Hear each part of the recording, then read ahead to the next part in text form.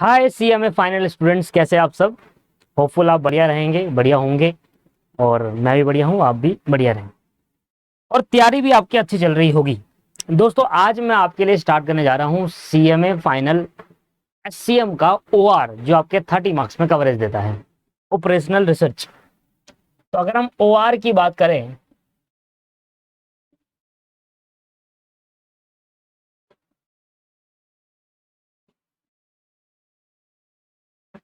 Operation research कहते हैं इसे, जो कि हमारे सिलेबस में 30 मार्क्स की कवरेज देता है।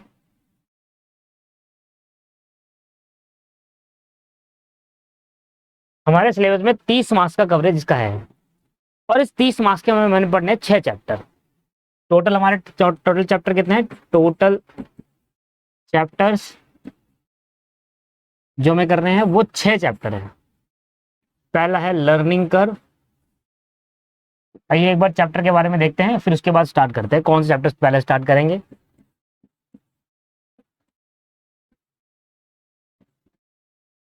लर्निंग कर्व, लीनियर प्रोग्रामिंग,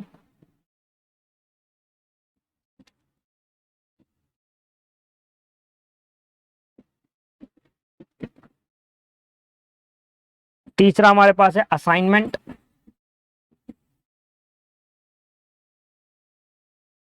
चौथा हमारे पास है ट्रांसपोर्टेशन,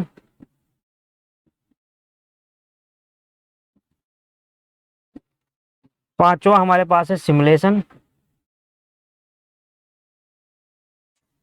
छठा हमारे पास है नेटवर्क एनालिसिस, नेटवर्किंग जिसको हम कहते हैं।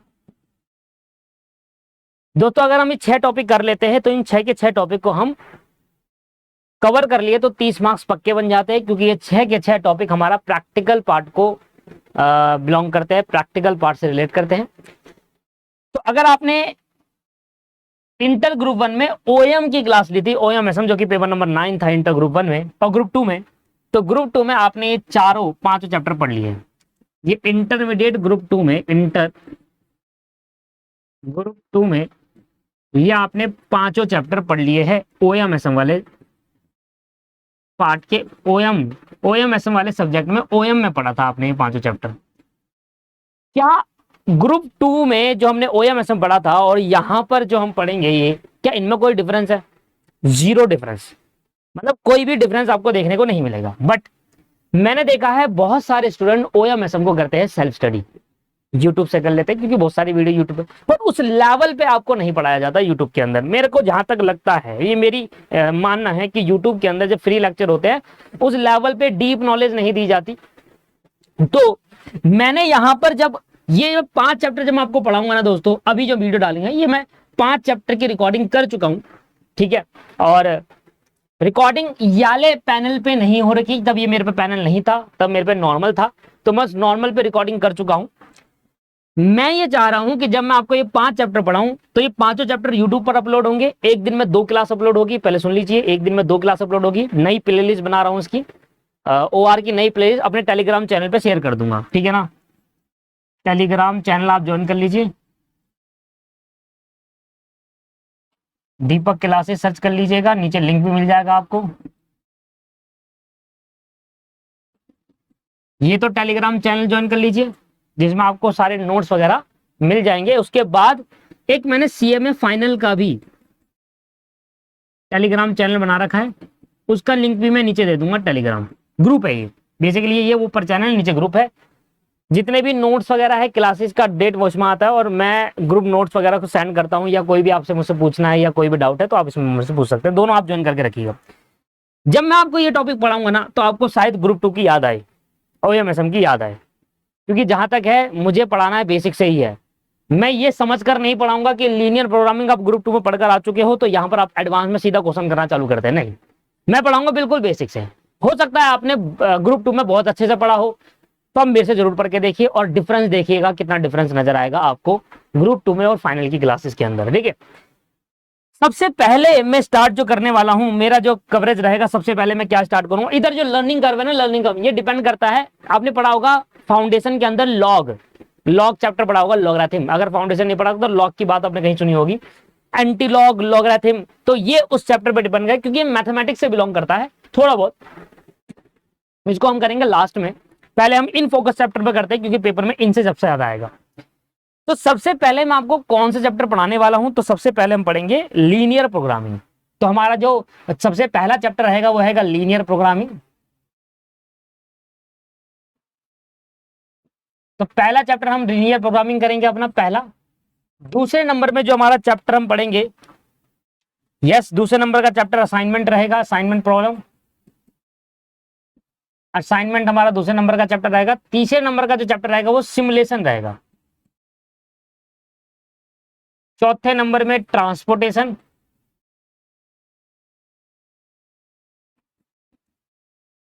पांचवें नंबर में आपका नेटवर्किंग। और छठे नंबर पे लर्निंग कर्व। और 6 नंबर पर आ जाएगा लर्निंग कर्व। अब मेरी बात सुनिए, इस तरीके से हमारा चलेगा। एक दिन में 2 या 2 से ज्यादा क्लास अपलोड होगी, ठीक है। सुबह एक 8 बजे क्लास अपलोड होगी और शाम को एक 8 बजे क्लास अपलोड होगी। तो 2 क्लास एक दिन में अपलोड होगी। और इस पर्टिकुलर मंथ में मैं आपका ये ओआर पूरा खत्म करा दूंगा। इस पर्टिकुलर मंथ में ओआर कंप्लीट हो जाएगा, ठीक है जी। ओआर की नई प्लेलिस्ट बना रहा हूं मैं, अपने चैनल पे शेयर कर दूंगा, ग्रुप में भी शेयर कर दूंगा, दोनों जगह शेयर कर दूंगा। प्लेलिस्ट को सेव करके रख लीजिएगा, ठीक है जी। ओआर की नई प्लेलिस्ट बनेगी, सीए में फाइनल ओआर 30 मार्क्स करके ऐसे नई प्लेलिस्ट बनाऊंगा। लर्निंग कर्व, जब आप ये 5 चैप्टर पढ़ेंगे ना दोस्तों, तो उस 5 चैप्टर में हम आपको ग्रुप 2 के कुछ क्वेश्चंस भी कराऊंगा, ठीक है ना। ग्रुप 2 के क्वेश्चन होगा, फाइनल के तो क्वेश्चन कवर होंगे ही होंगे, ग्रुप 2 के क्वेश्चन भी कवर होंगे। तो कृपया करके मेरी रिक्वेस्ट आपसे ये है कि जब आप ओआर का स्टडी मटेरियल देखेंगे ना आप अपना सीएमए फाइनल का, तो उसमें क्वेश्चन कितने हैं? 4-5 से प्रैक्टिस नहीं होती, क्योंकि ये प्रैक्टिस से कॉन्सेप्ट, ये भाई कॉन्सेप्ट नहीं आता दोस्त। आप ओआर को कॉन्सेप्ट से नहीं सीख सकते, आप प्रैक्टिस से सीखेंगे। जितनी ज्यादा प्रैक्टिस करेंगे उतने आपको ओआर आएगा। तो सुनिए, जब भी आप ये चैप्टर पढ़ेंगे तो इसके मैं आपके क्वेश्चंस आपको भेज दूंगा आपके टेलीग्राम ग्रुप में। ओआर के सारे क्वेश्चन, इन 5 चैप्टर्स के क्वेश्चन मैं आपको शेयर कर दूंगा। ओआर का लर्निंग कर्व हम लास्ट में कवर करेंगे जब ये नेटवर्किंग खत्म हो जाएगा। और ओआर के सारे क्वेश्चन हम भेज दूंगा मैं आपको, बुक बनाकर, ओआर की बुक बनाकर आपको शेयर कर दूंगा, ठीक है। इसके बाद जब मैं आपको बुक दूंगा तो वो बुक के क्वेश्चन कर लेना, उसमें ग्रुप 2 के भी रहेंगे। मैं फिर कह रहा हूं ओएमएसएम के भी क्वेश्चन रहेंगे, क्योंकि मुझे बहुत सारे क्वेश्चन कराने, और मैंने कहा पीछे ग्रुप 2 का और फाइनल में ओआर में कोई चेंज नहीं है, एज इट इज कॉपी कर दिया गया है। फाइनल के क्वेश्चन प्लस इंटर के क्वेश्चन दोनों रहेंगे, जिससे आप ज्यादा से ज्यादा प्रैक्टिस कर पाए। तो मेरी रिक्वेस्ट ये रहेगी आपसे कि जब भी आप क्वेश्चन करेंगे तो ये माइंड से निकाल दीजिएगा कि ये तो इंटर ग्रुप 1 का है, मैं नहीं कर रहा। नहीं, ग्रुप 1 का भी फाइनल में आ जाता है, मैं आपको प्रूव करके दिखाऊंगा। ग्रुप 1 का क्वेश्चन, ग्रुप 2 का जो ओएमएसएम का सब्जेक्ट था, उसमें से नेटवर्किंग का क्वेश्चन, उसमें से assignment linear programming question final के लेवल पे पूछ लिया गया है। तो ऐसा बिल्कुल भी मत सोचिएगा करते वक्त। जब मैं आपको बुक भेज दूंगा उस बुक को प्रिंट करा लीजिएगा, ग्रुप बुक बेचकर, एंड उसके बाद आप प्रिंट कराने के बाद उस क्वेश्चन को करो, चाहे वो ग्रुप 2 का है, चाहे वो फाइनल का है, चाहे वो फाइनल के स्कैनर है, चाहे ग्रुप 2 का स्कैनर है। जितने ज्यादा क्वेश्चन करेंगे उतना ज्यादा अच्छा रहेगा। क्लियर है सर? तो सबसे पहले हम स्टार्ट करने जा रहे हैं आज की क्लास के अंदर लीनियर प्रोग्रामिंग, उसके बाद assignment, simulation, transportation, networking and last में लर्निंग कर्व, ठीक है जी। तो बुक मैं शेयर कर दूंगा, टेलीग्राम चैनल का ग्रुप का लिंक नीचे है, चैनल का भी लिंक नीचे है, दोनों जगह मैं ग्रुप शेयर कर दूंगा और लिंक भी शेयर कर दूंगा। तो आइए दोस्तों, ज्यादा मैं आपसे बातें नहीं करूंगा, मैं एक ही बात कहूंगा कि जब भी आप ओआर, मैंने कहा रोज वीडियो आएगी, एक सुबह 8 बजे, एक शाम को 8 बजे वीडियो मैं अपलोडिंग में लगा चुका हूं। जब भी आप ओआर करें, जितनी ज्यादा प्रैक्टिस उतना ज्यादा मार्क्स। सिंपल है। 4 क्वेश्चन करोगे मार्क्स नहीं आएंगे, कुछ भी करके देख लो, 4 क्वेश्चन से मार्क्स नहीं आएंगे, 15 क्वेश्चन करने पड़ेंगे, तब जाकर आपकी कहीं कमांड बनेगी। तो ज्यादा प्रैक्टिस ज्यादा मार्क्स, ये कर। और अगर आपने एससीएम पास करना है तो यहां पर 30 मार्क्स लाना हमें है। हम अगर सारे 30 नंबर यहां पर गेन कर लिए, 30 में से अगर 25 भी आ गए ना दोस्त, थ्योरी तो आएगी नहीं, थ्योरी तो नाम मात्र के बराबर है ओआर में, क्वेश्चन ही क्वेश्चन आएंगे। और 30 में से अगर 25 नंबर आ गया ना, गेन कर लिया, तो सर हमें कितने पास होने के लिए चाहिए? 25 मान लेते हैं, 50 तक ले आते हैं, मतलब एग्जाम्शन तो आई जाएगी, 25 कवर हो जाएगा आपका। तो कोशिश करें कि यहाँ टारगेट बनाए 30 में से 30 का या 30 में से 25 का एटलीस्ट, ठीक है सर? क्लियर है? चलिए स्टार्ट करते हैं एक नया चैप्टर। आज चैप्टर का नाम रहेगा हमारा लीनियर प्रोग्रामिंग।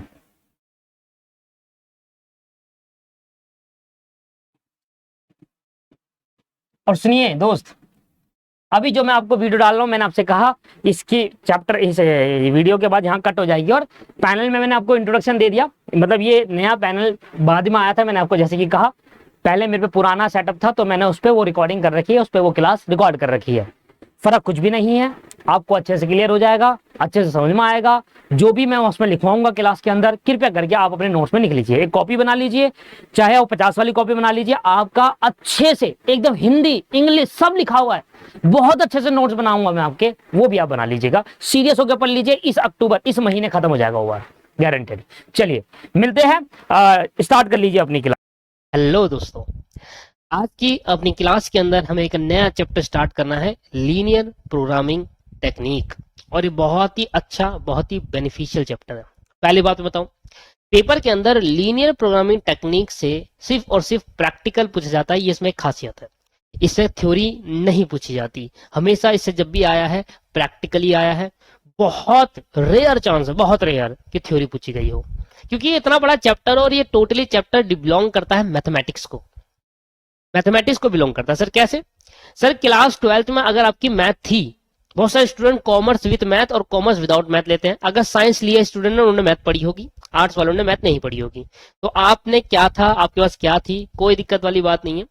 अगर आपके पास मैथमेटिक्स थी 12th क्लास के अंदर और आपने पढ़ा होगा लीनियर प्रोग्रामिंग टेक्निक चैप्टर, अगर आपने लीनियर प्रोग्रामिंग टेक्निक चैप्टर पढ़ा है तो आपको काफी इजी सा लगेगा, पर आपको कुछ अलग डिफरेंस फील आएगा कि उस टाइम लीनियर प्रोग्रामिंग चैप्टर पढ़ते थे तो वहां पर इतना मैथमेटिकल कराया गया था क्योंकि वो मैथ थी।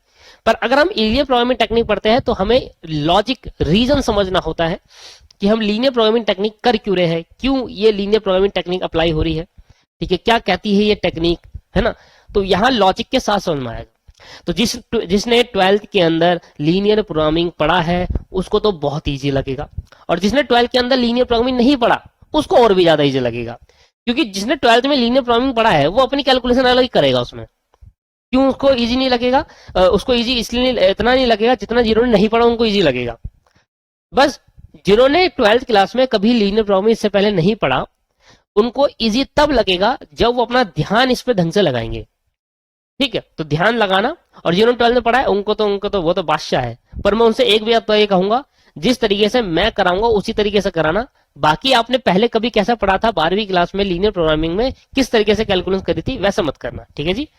चलो, तो लीनियर प्रोग्रामिंग टेक्निक क्या कहते हैं, पहले मतलब समझेंगे इसका, ठीक है। मतलब बहुत सारे, जब हम मैथमेटिक्स पढ़ते हैं ना तो हम मीनिंग्स पे ध्यान नहीं देते, हम वहां कैलकुलेशन पे ध्यान देते हैं। जब मैथमेटिक्स हम पढ़ते हैं तो वहां पर मीनिंग्स पे कम ध्यान दिया जाता है, ऑब्जेक्टिव में कम ध्यान दिया जाता है, हम पे कैलकुलेशन पे ध्यान देते हैं, ठीक है। पर जो 12th क्लास में आपने मैथमेटिक्स में कभी पढ़ा हो लीनियर प्रोग्रामिंग टेक्निक, मैं उन स्टूडेंट से कहूं तो वो एक छोटे लेवल पढ़ा था, यहाँ एक बड़ा लेवल है। तो ठीक है दोस्तों, तो आपको ये चैप्टर बहुत ईजी लगेगा। कब ईजी लगेगा? जब इसको ध्यान दोगे, और अगर आपने ध्यान नहीं दिया तो ये चैप्टर इतना हार्ड भी है कि आप समझ ही नहीं पाओगे कहने क्या चाहता है, ठीक है। चलो, तो सबसे पहले लिखते हैं मीनिंग क्या कहता है लीनियर प्रोग्रामिंग टेक्निक का मतलब। देखिए दोस्तों, सामने मैंने इसका मीनिंग लिख दिया है। तो मीनिंग क्या कहता है, linear programming technique is an optimization technique. एक तरीके की ऑप्टिमाइजेशन टेक्निक है। ऑप्टिमा मतलब क्या होता है? इधर ऑप्टिमाइजेशन का जो मतलब है वो है बेस्ट। ऑप्टिमाइजेशन का हमेशा एक ही मतलब होता है, चाहे कहीं पर भी दे रखो। ऑप्टिम का मतलब है best, best use of resources. तो लीनियर प्रोग्रामिंग टेक्निक एक ऑप्टिमाइजेशन टेक्निक भी कहते हैं। लीनियर प्रोग्रामिंग टेक्निक को क्या कहते हैं? एक ऑप्टिमाइजेशन टेक्निक भी कहा जाता है। अब ये क्या कहता है, यहां से देखना, यहां से, यह है इसका असली मीनिंग, यहां से लेकर यहां तक। It is a technique for specifying, वो स्पेसिफाई करता है how to use limited resources और capacity of a business to obtain particular object.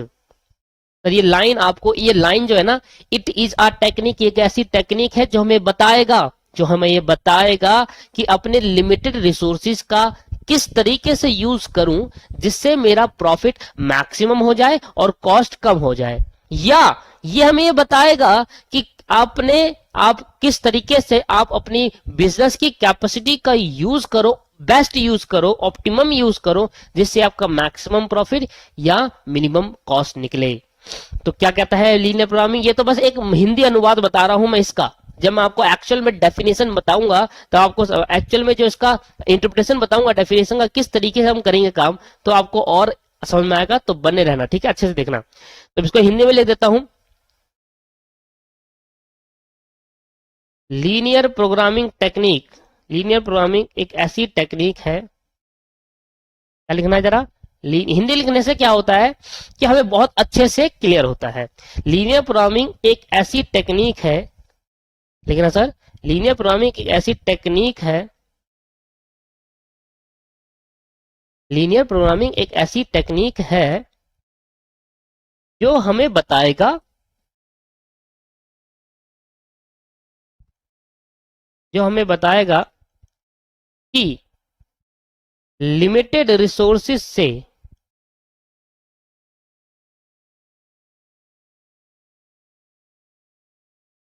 कि ऐसे लिखो, जो हमें बताएगा कि कैसे, हाउ, कैसे हम अपने लिमिटेड रिसोर्सेज का, कैसे हम अपने लिमिटेड रिसोर्सेज का, देखो जो रिसोर्सेज होते हैं वो लिमिटेड होते हैं, आपने बचपन में इकोनॉमिक्स में पढ़ा होगा, हर चीज लिमिट है एक, ऐसा नहीं कि वो अनलिमिटेड है जितना मर्जी उसको कंज्यूम करो, हर चीज एक लिमिटेड है।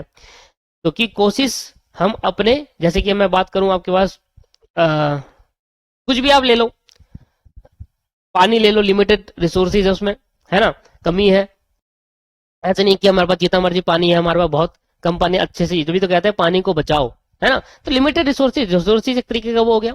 अभी आगे मैं बात करूंगा तो और आपको समझ में आएगा। लीनियर प्रोग्रामिंग एक ऐसी टेक्निक है जो हमें बताएगा कि कैसे हम अपने लिमिटेड रिसोर्सेज या capacity of a business, capacity of business, business की कैपेसिटी कितनी है भाई, ज्यादा नहीं है, वो भी लिमिट है, लिमिटेड कैपेसिटी ऑफ बिजनेस लिख लो या लिमिटेड रिसोर्सेज लिख लो, लिमिटेड रिसोर्सेज और इधर ना लिमिटेड कैपेसिटी ऑफ बिजनेस लिखो तो अच्छा लगेगा। Limited capacity of business, limited capacity of business. Linear programming एक ऐसी टेक्निक है जो हमें बताएगा कि कैसे हम अपने लिमिटेड रिसोर्सेज या लिमिटेड कैपेसिटी ऑफ बिजनेस को का बेस्ट यूटिलाइजेशन करें, का बेस्ट यूटिलाइजेशन करें, बेस्ट यूटिलाइजेशन, बेस्ट यूटिलाइजेशन करे या ऑप्टिमम यूटिलाइजेशन बोल लो आप, जो भी आपका मतलब, बेस्ट का मतलब भी ऑप्टिमम होता है, बेस्ट यूटिलाइजेशन करे जिससे हमारी कॉस्ट क्या हो जाए, कम से कम, जिससे हमारी कॉस्ट कम से कम लगे। अगर मैं बात करूं प्रॉफिट की तो मैं क्या सोचूंगा, जिससे मेरा प्रॉफिट ज्यादा से ज्यादा हो। अगर मैं बात कर रहा हूं टाइम की तो मेरा टाइम ज्यादा से ज्यादा लगे, कम से कम, एक पर्टिकुलर प्रोडक्ट की बात करूं तो कम से कम लगे। तो ये डिपेंड करता है कि आपका ऑब्जेक्ट क्या है। ये क्या होता है दोस्त, ऑब्जेक्ट होता है। ये क्या होता है, आप करना क्या चाहते हो, आपका ऑब्जेक्ट क्या है, इसको बोलते हैं ऑब्जेक्टिव फंक्शन। क्या कहते हैं इसको दोस्त, ऑब्जेक्टिव फंक्शन। क्या नाम देते हैं इसको लीनियर प्रोग्रामिंग में, ऑब्जेक्टिव फंक्शन। लीनियर प्रोग्रामिंग एक ऐसी टेक्निक है जो हमें बताएगा कि हम अपने लिमिटेड रिसोर्सेज या लिमिटेड कैपेसिटी की, बिजनेस की लिमिटेड कैपेसिटी को किस तरीके से यूटिलाइज करें कि जिससे हम उसको बेस्ट यूटिलाइजेशन कर सके। और उससे अगर हम बात करें, हमारा प्रॉफिट, हमारा ऑब्जेक्ट है कि हम प्रॉफिट देखते हैं तो हमारा मैक्सिमम प्रॉफिट हो। अगर हमारा कॉस्ट, हमारा ऑब्जेक्ट है कि हम जो काम कर रहे हैं, एलएलपी जो टेक्निक लगा रहे हैं, लीनियर प्रोग्रामिंग टेक्निक लगा रहे हैं, वो कॉस्ट कम करने के लिए लगा रहे हैं तो कम से कम हो, टाइम कम से कम लगे। तो ये मतलब समझ में आया कि हिंदी अनुवाद समझ में आया। तो जैसे एग्जांपल लेते हैं और इसको और डिटेल में समझते हैं कि क्या है इसका मतलब। मान लो एक फर्नीचर डीलर है दोस्तों, जस्ट एग्जांपल लेते हैं, बहुत ही प्यारा एग्जांपल है। मैं हर बार जब भी एलएलपी पढ़ाता हूं तो यही, जब भी लीनियर प्रोग्रामिंग टेक्निक पढ़ाता हूं तो यही एग्जांपल देता हूं हर बार, चाहे मैं 11 12 क्लास को कभी मैथ पढ़ाता था तो तब भी वही एग्जांपल देता था। तो लीनियर प्रोग्रामिंग टेक्निक क्या है, एग्जांपल के समझते हैं। मान लो एक फर्नीचर डीलर है, फर्नीचर डीलर, बताओ कौन, mister A. Mister A is a furniture dealer. इसके पास दोस्तों इन्वेस्टमेंट करने के लिए 50,000 रुपए है। इसका एक बिजनेस खोलना चाहता है बेचारा। है। और इसके बाद इन्वेस्टमेंट करने के लिए जो मैक्सिमम इन्वेस्टमेंट नहीं कर सकता है, इन्वेस्टमेंट करने के लिए कितना है, सिर्फ 50,000 ओनली। ये 50,000 पैसे इन्वेस्ट कर सकता है ओनली, इससे ज्यादा की इन्वेस्टमेंट ये नहीं कर सकता। ये इसकी एक लिमिटेशन हो गई। ये क्या है, एक तरीके की लिमिटेड कि इस पर इन्वेस्टमेंट करने के लिए कितना पैसा है, सिर्फ 50,000 रुपए। ठीक है सर, ये क्या एक तरीके की इसकी लिमिटेशन है।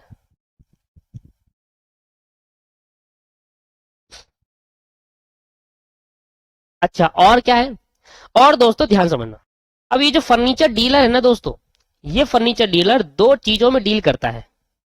इसका बिजनेस है, ये दो चीजों में डील करता है। एक करता है टेबल में और एक करता है चेयर में।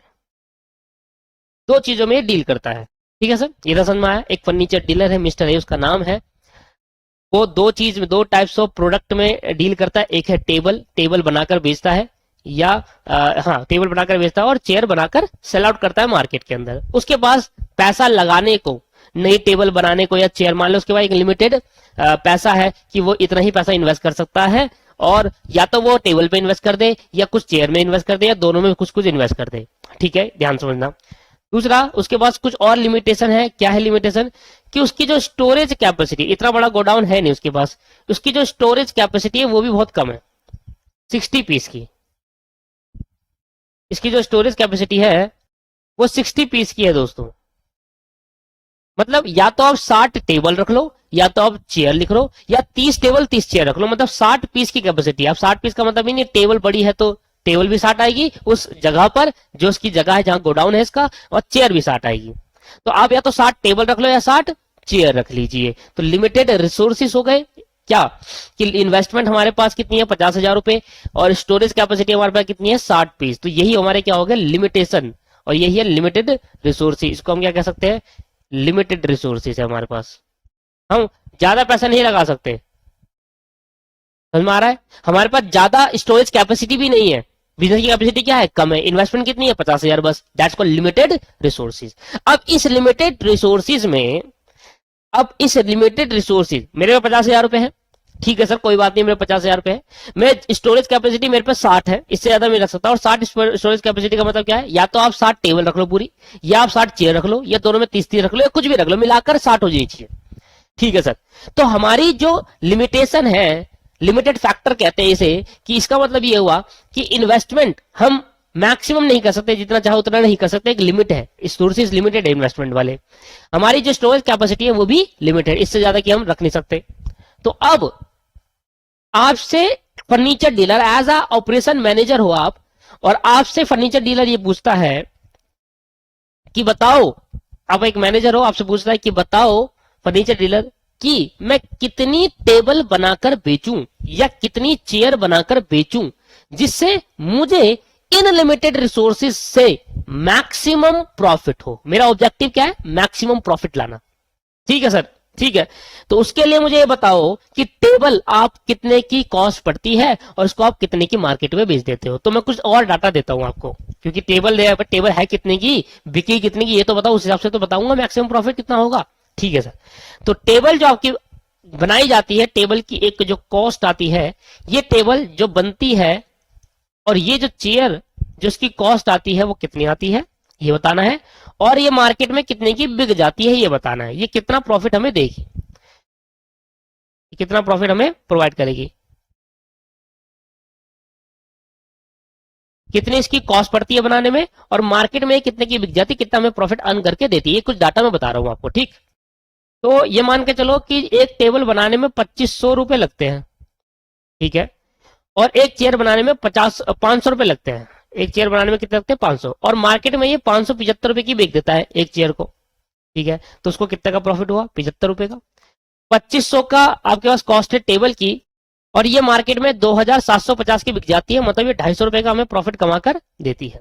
तो अब आपसे क्वेश्चन पूछा जा रहा है, एज अ ऑपरेशन मैनेजर आप बताओ, क्वेश्चन ये पुटअप हो रहा है, फर्नीचर डीलर आपसे पूछ रहा है, फर्नीचर डीलर कह रहा है कि कितनी चेयर एक बारी में सेल करूं, कितनी चेयर या कितनी चेयर या टेबल सेल करूं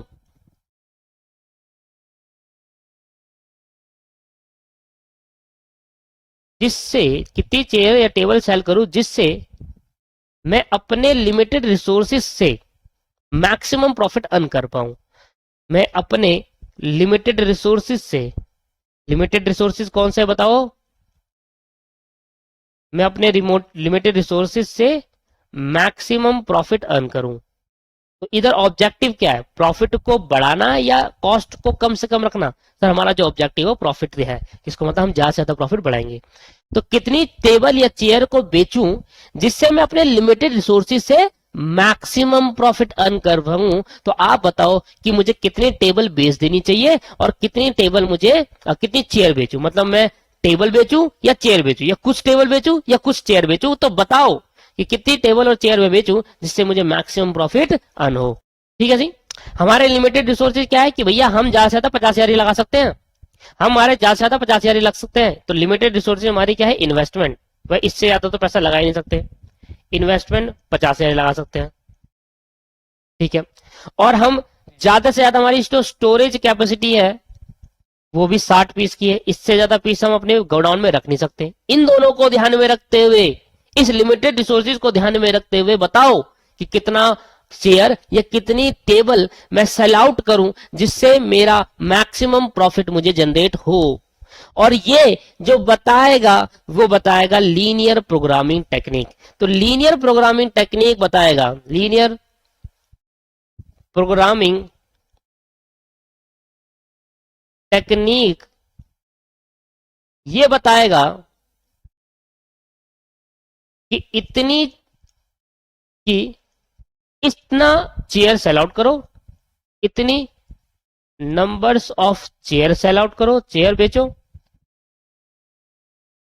और इतने नंबर ऑफ टेबल बेचो।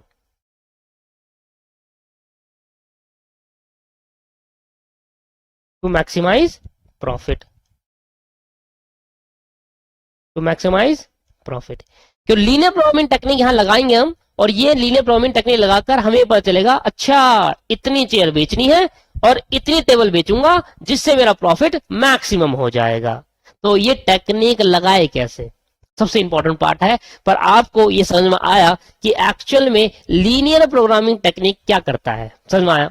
लीनियर प्रोग्रामिंग टेक्निक क्या करेगा, एक लिमिटेड रिसोर्सेज से, लिमिटेड रिसोर्सेज में ये देखेगा कि लिमिटेड रिसोर्सेज में किस तरीके से टेक्निक लगाए जाए जिससे रिसोर्सेज का अच्छा यूज हो सके, बेस्ट यूज हो सके, ऑप्टिमल बोल सकते हो आप, और उससे आपका प्रॉफिट मैक्सिमम हो सके। अगर ऑब्जेक्टिव प्रॉफिट मैक्सिमम करना है, कभी कभी ऑब्जेक्टिव कॉस्ट मैक्सिमम करना, कॉस्ट मिनिमम करना भी होता है। तो इधर में मेरा जो ऑब्जेक्टिव फंक्शन है वो मैक्सिमम प्रॉफिट है कि कितनी टेबल या चेयर को मैं बेचूं जिससे मेरा लिमिटेड रिसोर्सेज का बेस्ट यूटिलाइजेशन करके मैं मैक्सिमम प्रॉफिट को जनरेट कर पाऊं। क्या बात क्लियर है?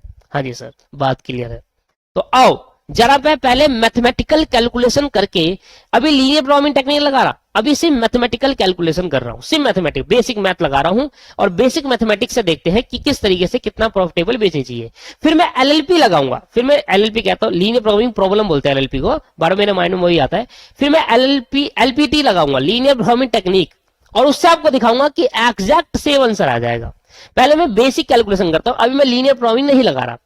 लीनियर प्रोग्रामिंग लगाने का, देखो लीनियर प्रोग्रामिंग क्यों लगाएंगे हम, इसका रीजन मैं आपको, बहुत बड़ा रीजन है इसका लगाने का, क्यों हम लीनियर प्रोग्रामिंग लगाते हैं। देखना, पहले मैं बेसिक मैथ लगाऊंगा, पहले मैंने बेसिक मैथ लगाई और मैंने देखा चलो केस नंबर 1, सारा पैसा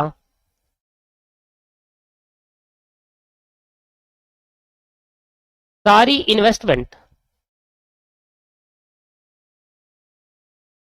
टेबल बनाने में लगा दो।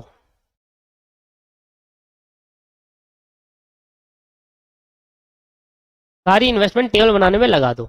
अच्छा, तो मैंने कहा चलो क्यों देखते हैं कि अगर मैं अपना सारा पैसा टेबल बनाने में लगा दूं, अगर मैं अपना सारा पैसा टेबल बनाने में लगा दूं, अगर मैं अपना सारा पैसा टेबल बनाने में लगा दूं तो मुझे कितना प्रॉफिट हो सकता है। तो मुझे बताओ, अगर मेरे पास 50,000 रुपए है इन्वेस्टमेंट की, इन्वेस्टमेंट मेरे पे कितने की है, ज्यादा से ज्यादा मैक्सिमम इन्वेस्टमेंट कितनी कर सकता हूँ, सिर्फ 50,000 रुपए लगा सकता हूँ। अब या तो तुम मुझसे टेबल खरीद लो या फिर चेयर खरीद लो। और इन्वेस्टमेंट मेरी जैसे है तो 50 है, और अगर मैं कह रहा हूं कि सारा पैसा टेबल पे लगा दो, चेयर को मत बनाओ, तो टेबल मुझे कितना कमा कर देगा, 2500 रुपए, और टेबल की कॉस्ट कितनी आएगी, 2500 की। तो मुझे बताओ मैं कितने नंबर ऑफ टेबल बना सकता हूं। तो मैं नंबर ऑफ जो टेबल बना सकता हूं, बड़ा सिंपल है यार, बड़ा ही सिंपल है। आपके पास कितना पैसा पड़ा है, 50,000 रुपए, ठीक है। और अगर आप इसको 2500 से डिवाइड कर दोगे एक टेबल के लिए, तो आपको नंबर्स ऑफ टेबल मिल जाएगी। अरे सिंपल सी बात है, मुझे बताओ, सिंपल आप ये बताओ, 1000 रुपए की 10 चॉकलेट आती है, 1000 रुपए की 10 चॉकलेट आती है, तो बताओ एक चॉकलेट कितने रुपए की आएगी। सर मुझे बताओ 1000 रुपए, अच्छा चलो बताओ 100 रुपए की 10 चॉकलेट आती है, तो एक कितने की, आप कहोगे सर 10 रुपए की, ये कैसे निकाला आपने। मैंने कहा देखो 100 divided by 10 is equal to 10, 10 से कट गया। तो अगर 100 रुपए की 10 चॉकलेट आती है तो एक कितने की, तो मैंने कहा चलो एक 10 चॉकलेट अगर 100 रुपए की आएगी, तो एक चॉकलेट निकालने के लिए 100 को 10 से मल्टीप्लाई करना पड़ेगा। अगर मैं 2500 रुपए की एक टेबल बनेगी, तो 50,000 रुपए में से कितने, 50,000 की कितनी टेबल बचेगी, तो यहाँ पर 50,000 को डिवाइड कर देंगे तो नंबर ऑफ टेबल आ जाएगा। तो मैंने कहा अगर मैं पूरा का पूरा 50,000 पे टेबल बनाने में लगा दूं, अगर मैं पूरा का पूरा पैसा टेबल बनाने में लगा दूं, तो मैं बताओ कितनी टेबल बना सकता हूं। तो 50,000 डिवाइड बाई 2500, आप बना सकते हो 20 टेबल। कितनी टेबल बना सकते हो, 20 टेबल बना सकते हो, ठीक है जी। अच्छा 20 टेबल आप बना सकते हो, और हर एक टेबल मुझे कितना प्रॉफिट देगा। मैंने कहा ये लो प्रॉफिट पर टेबल, प्रॉफिट पर टेबल, एक टेबल बेचने में मुझे 250 रुपए का प्रॉफिट होगा, 250 रुपए का प्रॉफिट होगा पर यूनिट को बेचने में। अच्छा ये तो मुझे बताओ अगर मैं 20 टेबल बनाकर बेचूं तो टोटल प्रॉफिट मुझे कितना देगा ये बनाकर। सर ये टोटल प्रॉफिट मुझे देगा 20 इंटू एक टेबल 250 की, तो 20 टेबल कितने की, 250 से मल्टीप्लाई कर दो, तो जी आपको प्रॉफिट करके देगा 5,000 रुपए। तो आप अगर सारा पैसा टेबल पे लगा दोगे तो बेसिक मैथ कहती है कि आपको 5,000 का प्रॉफिट देगा। सिंपल है, बेसिक मैथ है, सिंपल सा क्वेश्चन में आया। अच्छा लीनियर प्रोग्रामिंग टेक्निक पता है क्या बहुत कुछ कर देगा, आपको आएगा ये फील सा आएगा आपको कि यार ये बड़ा था, ये तो बढ़िया हो गया तो लीनियर प्रोग्रामिंग लगाकर, ये तो दिमाग लगाना नहीं पड़ा इतना, ठीक है। ये ना हमेशा जब भी मैथमेटिक्स लगती है ना, जब भी कोई टेक्निक बनाई जाती है, तो पहले बेसिक मैथ से हम सॉल्व करते हैं। जैसे बेसिक मैथ है कि चेक कर रहे हैं, चेक करें कि अगर इतना सारा पैसा टेबल में लगा दूं, अब मैं ये चेक करूंगा कि सारा पैसा चेयर पे लगा दो, फिर मैं दोनों में चेक करूंगा। लीनियर प्रोग्रामिंग क्या करे, चेक करने की जरूरत नहीं है, सीधा हमारा टेक्निक लगाओ और सीधा 5 मिनट बदल जाएगा कितना कितना लगाना है, कितना कितना बनाना है। कितना मजेदार टॉपिक है ये। तो लीनियर प्रोग्रामिंग टेक्निक आपको सिर्फ 5 मिनट में बता देगा कैलकुलेशन करके कि आप इतनी टेबल बनाओ और इतनी टेबल एग्जैक्ट, जिससे आपका मैक्सिमम प्रॉफिट हो जाएगा। पर बेसिक मैथ में आपको ये सब करना पड़ता है। आओ सर पहले बेसिक मैथ समझे, पहले हम सीखते हैं प्रॉब्लम कहां है, हमें प्रॉब्लम कहां पर आएगी, हम क्या करें ऐसा। केस नंबर 2, सारी इन्वेस्टमेंट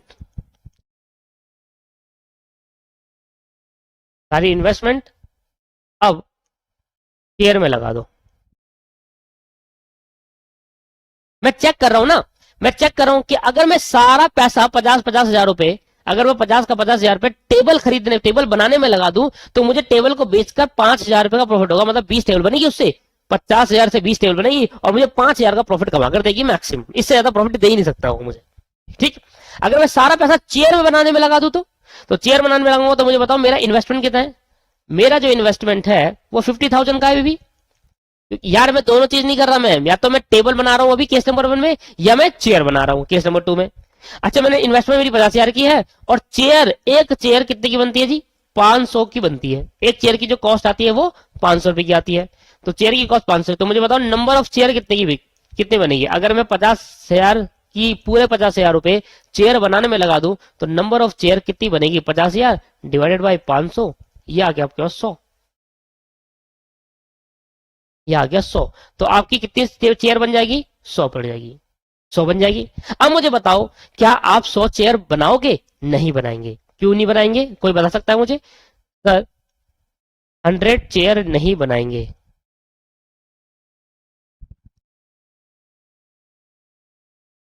क्योंकि क्योंकि हमारे पास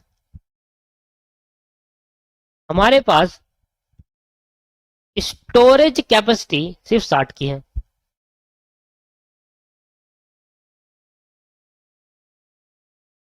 हमारे पास स्टोरेज कैपेसिटी सिर्फ 60 की है, तो 100 बना के क्या कर लोगे भाई।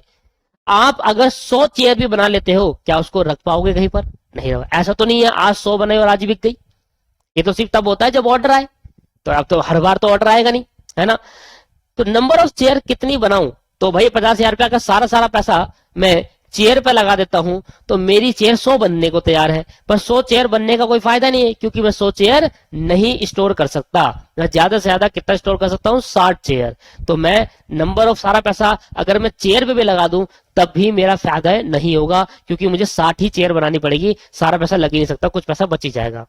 तो अगर मैं 60 चेयर बनाऊं, अगर मैं 60 चेयर, क्योंकि स्टोरेज कैपेसिटी मेरी 60 है, ये आ गया लिमिटेड फैक्टर, है ना। यहां मेरी इन्वेस्टमेंट मेरी कम लग रही है, पर मैं 60 चेयर नहीं बना सकता। अगर मैं देखूं 60 चेयर कितने की बनेगी, अगर एक चेयर 500 की बनती है तो 60 चेयर कितने की? 30,000 रुपए की।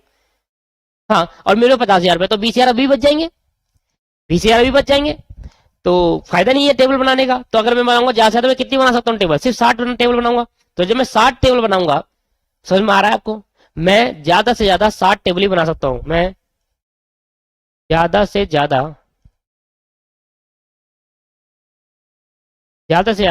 60 चेयर ही बनेगी, बन सकती है। और अगर आप ध्यान सुनना, और अगर हम 60 चेयर बनाए,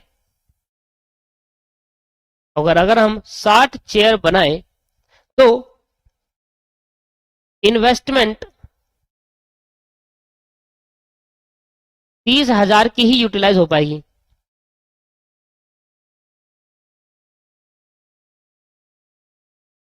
इन्वेस्टमेंट 30,000 की ही यूटिलाइज हो पाएगी। और तो इससे हमने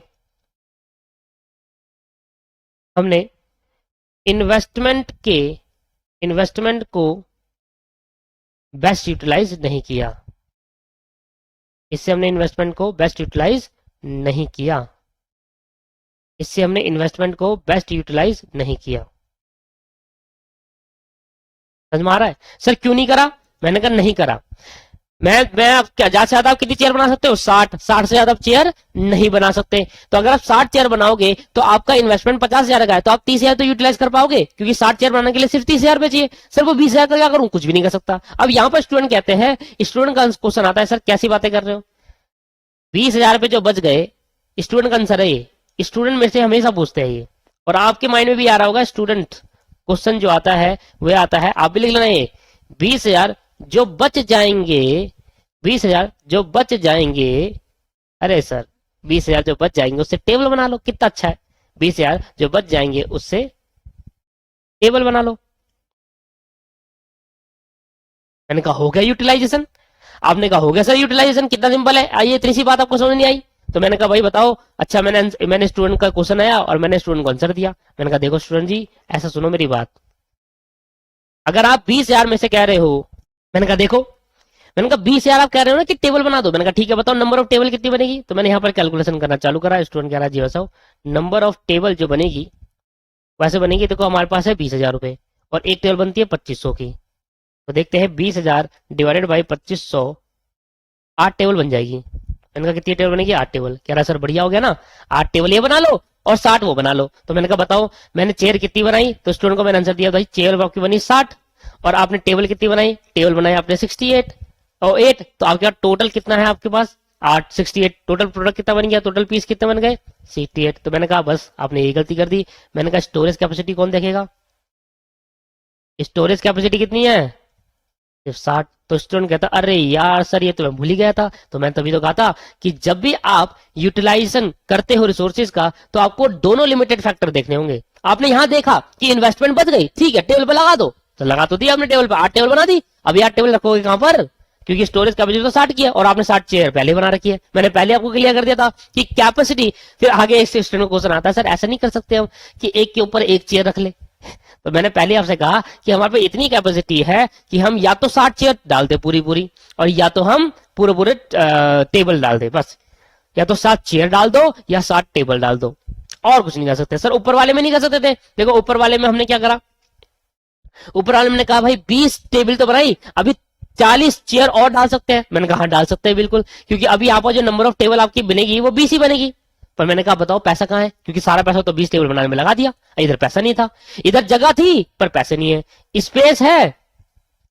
स्पेस है पर मनी नहीं है, क्योंकि सारा पैसा कहाँ लगा दिया? टेबल पे। इधर स्पेस नहीं है पर मनी है। इधर क्या है दोस्तों, स्पेस नहीं है क्योंकि 60 चेयर बना दी, स्पेस नहीं है पर इधर पैसा बच गया। तो क्या करूं, देखा दोनों ही चीज के अंदर कुछ ना कुछ अनयूटिलाइज हो रहा है। और मैं क्या चाहता हूं, लीनियर प्रोग्रामिंग कहता है कि आप इस तरीके से काम करिए कि आपका इन्वेस्टमेंट भी 100% यूटिलाइज हो जाए और आपकी चेयर भी 100%, स्टोरेज कैपेसिटी भी 100% यूटिलाइज हो। समझो मैंने क्या कहा आपसे, लिमिटेड फैक्टर जो हमारे लिमिटेशन है, लिमिटेड रिसोर्सेज है, उसका बेस्ट यूटिलाइज करके मैक्सिमम प्रॉफिट निकालो। पर आपने इधर बेस्ट यूटिलाइज नहीं करा।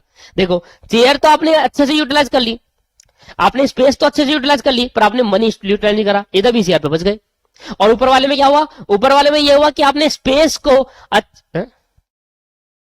अच्छा ऊपर वाले में क्या करा, ऊपर वाले में मनी को यूटिलाइज करा पर स्पेस को नहीं, क्योंकि इस बनी सारा पैसा लगाने के बाद 20 टेबल बनी और अभी 40 पीस की जगह खाली है। तो यार आपने स्पेस यूटिलाइज नहीं कर पाए, मनी यूटिलाइज कर ली। क्या ये सही तकनीक है, क्या हम इसको सही आंसर बोले? मैंने कहा नहीं।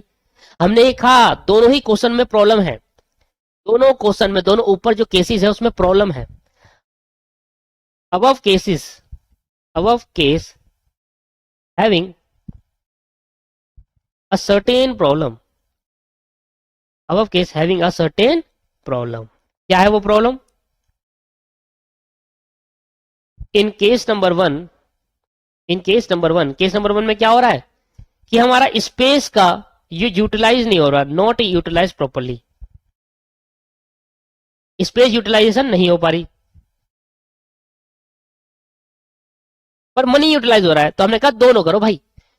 Case number two, in case number two में क्या हुआ, केस नंबर टू में अब 60 चेयर तो बना दी पर पैसा 30,000 लगा, तो मनी ढंग से यूटिलाइज नहीं हो पाई, 20,000 पैसे बच गए। No utilize properly, money not utilized properly. क्या समझ में आ रहा है आपको?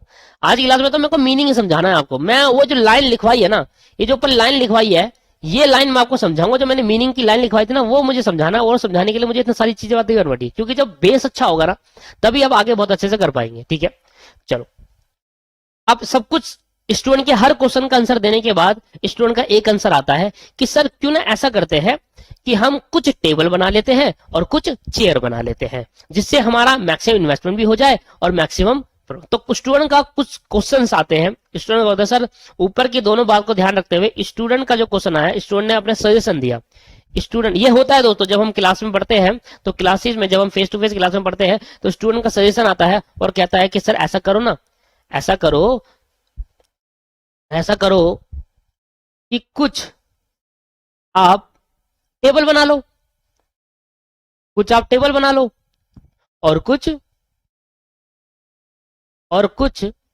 आप चेयर बना लो, है ना, जिससे हम दोनों लिमिटेड फैक्टर को, लिमिटेड फैक्टर जो है हमारे पास है, क्या है दोनों लिमिटेड फैक्टर, एक तो इन्वेस्टमेंट और एक स्टोरेज का 100% यूटिलाइज कर पाए, का 100% यूटिलाइज कर पाए। अच्छा, तो मैं स्टूडेंट को आंसर देता हूं सर आपने जो, मैं जो हूं एज अ टीचर, मैं स्टूडेंट को सजेशन, जो स्टूडेंट का सजेशन आता है कि सर आप कुछ कुछ कुछ टेबल बना लो, ठीक है, कुछ टेबल बना लो और कुछ चेयर बना लो। तो मैंने कहा बताओ वो कुछ कितनी बनाऊं? तो मैंने आंसर पूछा स्टूडेंट से, तो मेरा आंसर था एज अ टीचर, मैंने जब पूछा कि बताओ जो आप कुछ कह रहे हो ना,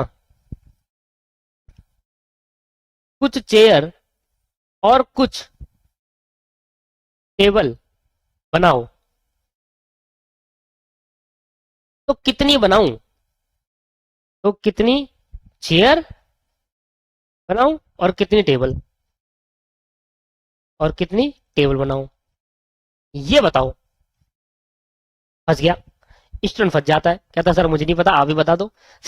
तो सजेशन तो काफी अच्छी थी स्टूडेंट्स की, स्टूडेंट की सजेशन काफी अच्छी रही, पर टीचर ने जो क्वेश्चन पूछा उन्होंने कहा भाई बता दो अब ये जो कुछ है वो कितना बनाऊं, कितनी टेबल बनाऊं और कितनी चेयर है, तो बता दो। आपने तो कुछ कह दिया, सर हम इतनी ही दे सकते हैं, इतना पढ़ा होता, अगर हमारे पास नॉलेज है तो हम आपसे पढ़ क्यों रहे होते। तो मैंने कहा ये भी बात ठीक है, अगर हमें पहले ही पता होता कि कुछ कितना बनाना है तो हम आपसे क्यों पूछते, हम तो सजेशन दे, हमारा काम है सजेशन देना, काम आपका है। मैंने कहा ठीक है, तो मैंने कहा कि आप ऐसा करो, मुझे रटा हुआ था, मैं घर से पढ़कर आया हुआ था। तो मैंने कहा ऐसा करते हैं कि क्यों ना केस नंबर 3 में ले जाते हैं और आप, तो मैंने बोला स्टूडेंट से जैसे कि मैंने कहा भाई मैं तो रट के आया हूँ, मैंने तो ये क्वेश्चन खुद बनाया, तो मुझे तो पता ही है कितनी टेबल कितनी चेयर बनानी है जिससे मैक्सिमम प्रॉफिट हो। मैंने तो खुद बनाई है, क्वेश्चन ही खुद बनाया है। तो जब क्वेश्चन खुद बनाते हैं तो खुद ही पता होता है हमें कितनी, तो मैं बता देता हूँ, ठीक है। तो मैंने बताया स्टूडेंट को, मैंने कहा देखो स्टूडेंट, देखो रटवट के कुछ नहीं आता, ये क्वेश्चन खुद का बनाया हुआ है। और जो खुद का क्वेश्चन बनाया होता तो हमें खुद का आंसर पता होता, जब आप खुद का क्वेश्चन बनाओगे तो आपको पता होगा। बट नहीं, हमने एलएलपी टेक्निक लगाई है, लीनियर प्रोग्रामिंग प्रॉब्लम टेक्निक लगाई है, जिससे ये आंसर निकला था। मैंने पहले लगा चुका हूँ ये क्वेश्चन में, मैं लीनियर प्रोग्रामिंग टेक्निक लगा चुका हूँ, जिससे मुझे एग्जैक्ट आंसर मिल गया। मैं आपको बता देता हूँ। तो मैंने कहा देखो स्टूडेंट, आप ऐसा करो,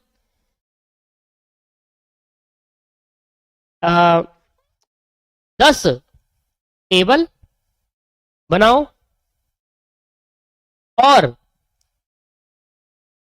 50 चेयर बनाओ। मैंने केस नंबर 2 में बोला स्टूडेंट्स को कि भाई देखो ऐसा करो, आप 10 चेयर बना लो और 10 टेबल बना लो और 50 चेयर बना लेना। मैंने कहा बताओ कैसे? मैंने कहा बताओ 10 चेयर में कितना पैसा लगेगा?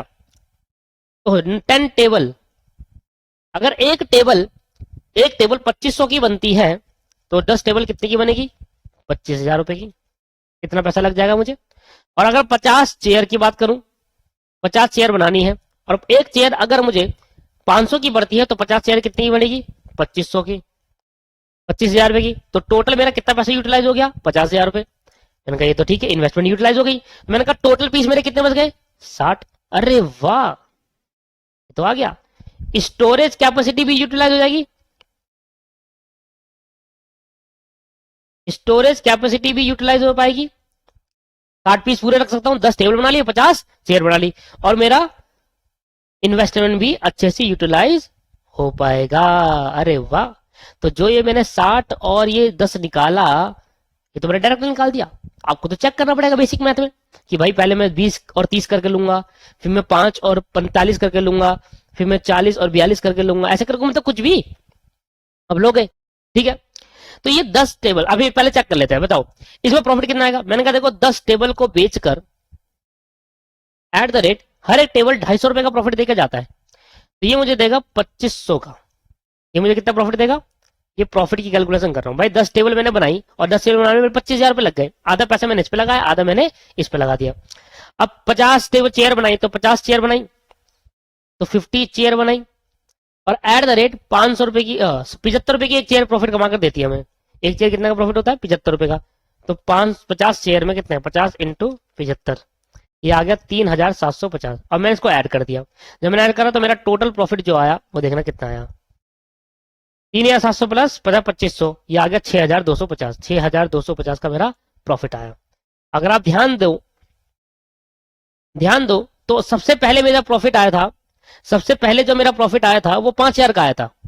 जो अब मेरा जो प्रॉफिट आया वो कितना है? 6,250 का है। और दूसरे नंबर प्रॉफिट कितना आएगा भाई? दूसरे नंबर प्रॉफिट कितना आ सकता है? देखो प्रॉफिट कैसे निकालेंगे, प्रॉफिट ऑन चेयर भाई कितनी आएगी पता है? आप ज्यादा से ज्यादा 60 चेयर बना पाओगे, यहां नहीं लिखेंगे,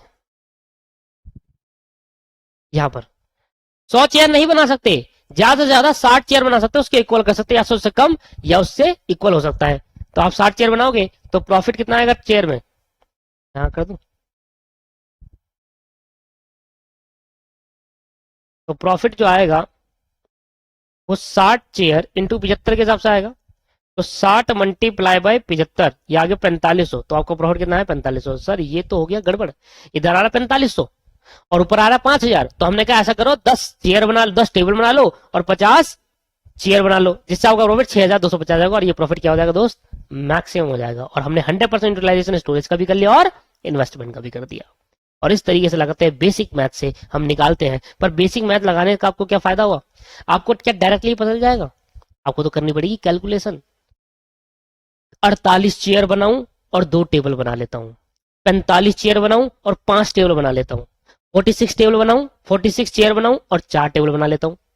कैसे निकालूं सर? ये तो 10 और 50 मैं तो खुद से बनाया था, इसलिए मुझे पता है 10 और 50 आएगा, इससे 10 और 50 से मैक्सिमम प्रॉफिट होगा। आप कैसे निकालोगे? है ना, ये इंपॉर्टेंट बात है या नहीं है कि आप कैसे निकालोगे? बस बेसिक मैथ यही मार खा जाती है कि ये डायरेक्टली नहीं बता पाती, इसके लिए हमें करना पड़ेगी और ज्यादा ट्रायल मेथड करना पड़ेगा। हिट एंड ट्रायल मेथड कहते हैं, जब करते रहो तब तक मैक्सिमम प्रॉफिट नहीं आए, चेक करते रहो। पहले 2 टेबल बनाओ, 48 चेयर बनाओ, 3 टेबल बनाओ, 47 चेयर बनाओ, फिर 4 टेबल बनाना, फिर 48 ऐसे करना चेयर, फिर 5 टेबल बनाना, फिर 45 चेयर बनाना, फिर 6 टेबल बनाना, ऐसे करते करते करते करते 50 तक जाओ, तब पता चलेगा एग्जैक्ट आपका प्रॉफिट क्या होगा। फिर तो सर मैं तो पागल ही हो जाऊंगा, समझ में आ रहा है? तो बेसिक मैथ जो नहीं कर पाती, कर तो जाएगी, आप ये नहीं कह सकते कि बेसिक मैथ नहीं कर पाएगी, करेगी, वो भी करेगा, पर वो 3 घंटे लगा देगा। आपको हर एक चेक करना पड़ेगा, हर एक चीज में हर एक चीज चेक करनी पड़ती। आपको एक टेबल 49 चेयर, 2 टेबल 48 चेयर और 1 2 3 4 करके ऐसे 50 तक जाना होगा। जब आप ऐसे 50 तक जाओगे, 50 बार कैलकुलेशन करोगे, तब जाकर जो वहां मैक्सिमम प्रॉफिट होगा उसको सेलेक्ट करोगे, और वो होगा 10 और 50 पे। और ये आप डायरेक्ट कैसे निकाल सकते हैं, यही हमें बताता है लीनियर प्रोग्रामिंग टेक्निक। अब समझ में आई कि प्रॉब्लम कहां थी? बेसिक मैथमेटिक्स, बेसिक मैथ में प्रॉब्लम यही थी, इसलिए लीनियर प्रोग्रामिंग टेक्निक लाया गया। और लीनियर प्रोग्रामिंग टेक्निक हमें डायरेक्ट आंसर देगा, कि डायरेक्टली बता देगा कि आप इतना इतना बनाइए जिससे आपका मैक्सिमम प्रॉफिट है। ये डायरेक्ट बता देगा, डायरेक्टली आप ये बता देगा कि आपको 10 टेबल बनानी है और 50 चेयर बनानी है। बताओ जी, पहले मैंने कहा ना प्रॉब्लम को समझो, ये चैप्टर लाया क्यों गया वो समझिए। मैंने ये बताया आपको ये चैप्टर लाया क्यों गया। क्या क्लियर है सर? तो बस अब तो आपको यही सीखना है कि भाई कैसे आए 10 और 50, कैसे आ गए 10 और 50, लीनियर प्रोग्रामिंग टेक्निक लगाते कैसे है, बस। क्या समझ में आया? हमने पहले समझा कि प्रॉब्लम क्या है, जब हमने प्रॉब्लम को समझा फिर हमने इसको सोल्यूशन समझा।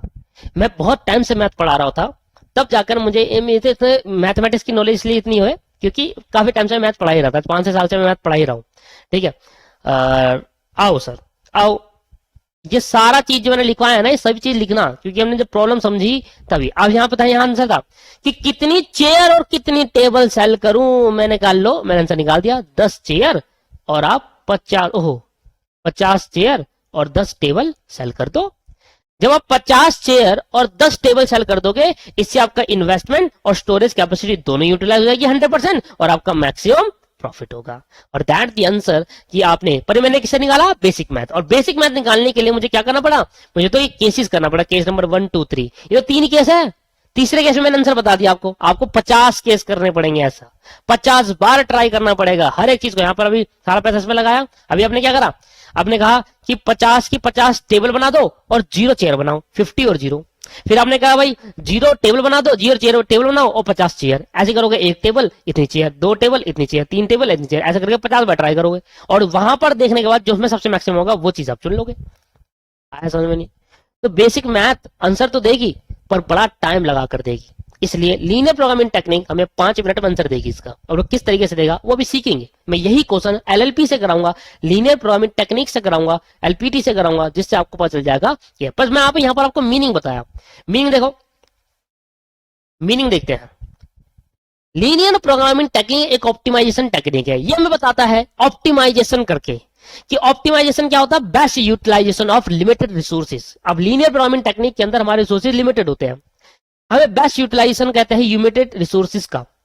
जब हम लिमिटेड रिसोर्स का बेस्ट यूटिलाइजेशन करके हम कोई मैक्सिमम प्रॉफिट निकालते हैं या मिनिमम करते हैं कॉस्ट को, तब हमारा लीनियर प्रोग्रामिंग टेक्निक लगती है। अब पढ़ना जरा, it is a technique for specifying, ये एक ऐसी टेक्निक है, बताता है, स्पेसिफाई मतलब बताएगा, हाउ कैसे टू यूज, किस तरीके से हम लिमिटेड रिसोर्सेज का यूज करें, किस तरीके से कितना पैसा टेबल पे लगाए, कितना पैसा चेयर पे लगाए, और कैपेसिटी किस तरीके से यूटिलाइज करें, कितनी टेबल बनाए और कितनी चेयर बनाए जो उनको मिलाकर स्टोरेज कैपेसिटी भी 100% हो जाए, to obtain a particular object. Object क्या था इधर? मैक्सिमम प्रॉफिट, कभी कभी मिनिमम कॉस्ट भी होगा। ठीक है सर, तो आई मतलब समझ में आया कि क्या है। तो linear programming technique, linear programming एक ऐसी टेक्निक है जो हमें बताएगा कि कैसे हम अपने लिमिटेड रिसोर्सेज और लिमिटेड कैपेसिटी ऑफ बिजनेस का बेस्ट यूटिलाइजेशन करके जिससे हमें प्रॉफिट मैक्सिमाइज हो जाए। अभी ये वाला पार्ट था, कॉस्ट का बात नहीं समझाया, पर उसमें लॉजिक देने वाली बात नहीं है। कॉस्ट आएगा, मिनिमम करेंगे, पर आपको कॉन्सेप्ट क्लियर हो गया है कि एक्चुअल में लीनियर प्रोग्रामिंग होता क्या है। वाह, मजा आ गया। मैं आपको बताऊं, इसके अंदर थ्योरी मैटर नहीं करती। आपसे कभी थ्योरी नहीं पूछेगा चैप्टर के अंदर, हमेशा क्या पूछेगा? प्रैक्टिकल। और पेपर में आएगा तो प्रैक्टिकल से ही आएगा, तो थ्योरी उसमें ध्यान देने की जरूरत नहीं है। ठीक है, चलो प्रैक्टिकल से आता है मैक्सिमम 99% चांस है प्रैक्टिकल, 1% कभी हो गया तो हो गया, थ्योरी आएगा। वो पता क्या आएगा, what is the meaning of linear programming technique, बस ऊपर बता दिया, ठीक है। चलो, तो अब लीनियर प्रोग्रामिंग टेक्निक लगाने के कौन कौन से मेथड है, किस किस मेथड से मैं निकाल सकता हूं कि वो 10 आएगा या 50 कैसा आएगा, कौन कौन से मेथड है जिससे मैं लीनियर प्रोग्रामिंग टेक्निक लगा सकता हूं। तो देखिए जरा, तो मैंने कहा method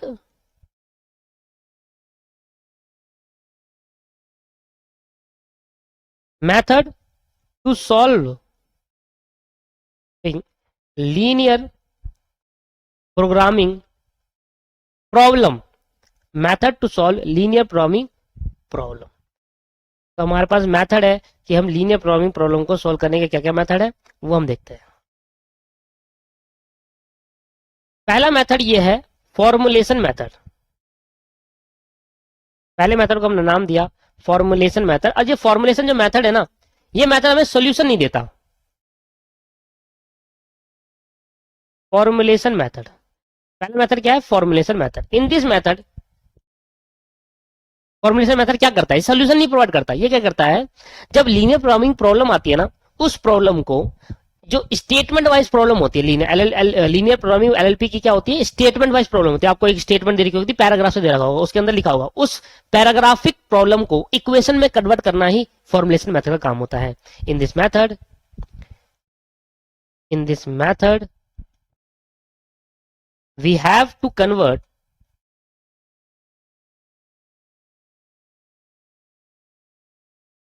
in this method we have to convert word problem. कैसे आएगी फॉर्म में, वर्ड या statement problem, statement problem into equation format, into equation format. तो ये ना, जब भी हम लीनियर प्रोग्रामिंग प्रॉब्लम को सॉल्व करेंगे, एलएलपी की प्रॉब्लम को सॉल्व करेंगे, लीनियर प्रोग्रामिंग प्रॉब्लम को सॉल्व करेंगे, तो हमेशा क्वेश्चन जो दे रखे होंगे वो वर्ड और स्टेटमेंट प्रॉब्लम टाइप दे रखे होंगे। मतलब आपको वर्ड दे रखा होगा, पूरी पैराग्राफ दे रखा होगा, उस पैराग्राफ को हम इक्वेशन फॉर्मेट में करेंगे। इक्वेशन वर्ड का मतलब क्या है भाई, जहां पर एलएचएस बराबर आरएचएस होता है, एलएचएस बराबर आरएचएस जहां पर होता है, दैट्स कॉल्ड इक्वेशन, ठीक है। X plus y is equal to 0, x is equal to 0, y is equal to 0, that's called equation, है ना। जहां पर वेरिएबल्स होते हैं, variables x and y treated as a variable, ठीक है।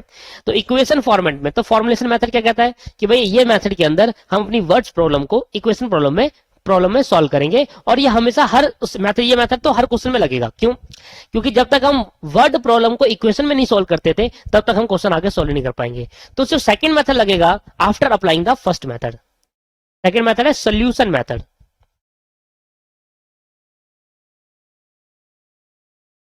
Solution method,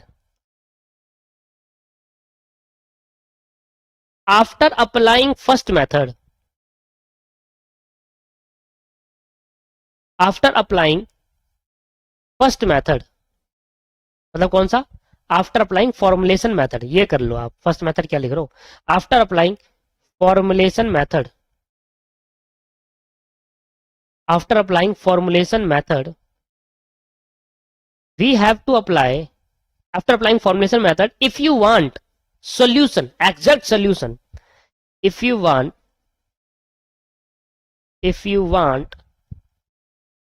exact solution, if you want exact solution, then we have to apply solution method, then we have to apply solution method. In solution method, in solution method,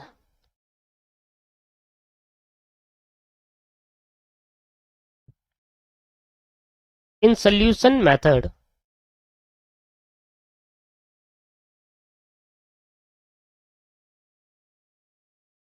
there are two types. There are two types. Solution method के अंदर दो types है। पहला, solution method के अंदर दो types है। पहला है ग्राफिकल मेथड, ग्राफिकल मेथड से भी सोल्यूशन निकाल सकते हैं हम। और दूसरा है आपके पास सिमुलेशन, सिंप्लेक्स मेथड, दूसरा है सिंप्लेक्स मेथड। हम दो मेथड से हम सोल्यूशन निकाल सकते हैं वो 10 और 50। वो 10 और 50 जो निकाला जाएगा वो या तो ग्राफिकल मेथड से निकाल लो जिसमें हमें ग्राफ बनाना पड़ेगा, या सिंपलेस्ट मेथड से निकाल लीजिए। ठीक है, 12th में यहाँ है, यहाँ तक था, 12th में यहाँ तक है, और आगे लेवल में यह भी है, दोनों है। ठीक है, तो ग्राफिकल मेथड और सिंपलेक्स मेथड से हम वो ऊपर की 10 और 50 निकालेंगे, डायरेक्ट निकल जाएगा 10 और 50। तो इस तरीके से आज की क्लास के अंदर मैं यही खत्म करूंगा, क्योंकि ग्राफिकल मेथड मुझे समझाना है बहुत अच्छे से, और मैं वही प्रॉब्लम को लेकर ग्राफिकल मेथड समझाऊंगा, और उसी प्रॉब्लम को लेकर जब मैं सिंपलेस्ट मेथड समझाऊंगा तो उसी प्रॉब्लम को लेकर सिंपलेस्ट मेथड भी समझाऊंगा। तो ग्राफिकल मेथड मैं आपको नेक्स्ट क्लास में कराऊंगा, और नेक्स्ट क्लास में मैं सेम प्रॉब्लम को लूंगा जो मैंने एग्जांपल लिया था, उससे एग्जैक्ट आपको सोल्यूशन लाकर दिखाऊंगा, 10 और 50 आया है। ठीक है सर, ठीक है, तो समझिए आज इस क्लास के अंदर प्रॉब्लम क्या थी। अगर आप ये क्लास यूट्यूब पर अपलोड है तो दोस्तों के साथ जरूर शेयर करें, और अगर क्लास अच्छी लगे तो कमेंट करके बताइए। अगर आप क्लास लेना चाहते हैं तो नीचे दिए गए नंबर है, नीचे दिया गया ना नंबर, इस नंबर पे आप मैसेज कर सकते हैं व्हाट्सएप पे, तो आपको क्लासेस के बारे में डिटेल मिल जाएगी। ठीक है सर, नंबर मैं लिख देता हूं। वैसे ये ऑफिस का नंबर है दोस्तों, मेरा पर्सनल नंबर नहीं है, तो ऑफिस में कोई पर्सन होगा तो आप उससे बात करेंगे तो वो आपको जरूर प्रोवाइड करेंगे सारी डिटेल क्लासेस। इस नंबर पे आप मैसेज कर सकते हैं और क्लासेस के बारे में डिटेल ले सकते हैं अगर आपको पसंद आई तो। जब मैं ग्राफिकल मेथड डालूंगा तो ये भी मैं क्लास यूट्यूब पर डाल दूंगा, दोनों मेथड, दोनों ये वाला मेथड यूट्यूब पर डाल दूंगा। ठीक है, और जब मैं इसका कराऊंगा तो ये भी डाल दूंगा यूट्यूब के अंदर, तो आपको एक पता चलेगा कि हाँ यार मजा आ रहा है करने में। ठीक है, तो जब मजा आने लगे पढ़ने में तो दोस्तों तब आता है असली कॉन्सेप्ट का फील कि हाँ यार ये है एक्चुअल लीनियर प्रोग्रामिंग टेक्निक। क्या समझ में आया आज की क्लास? यस, आज की क्लास आपको क्लियर हुई है। मेरी तरफ से मैंने आपको पूरी जी जान जितनी मेरी नॉलेज थी सब दे दी भाई।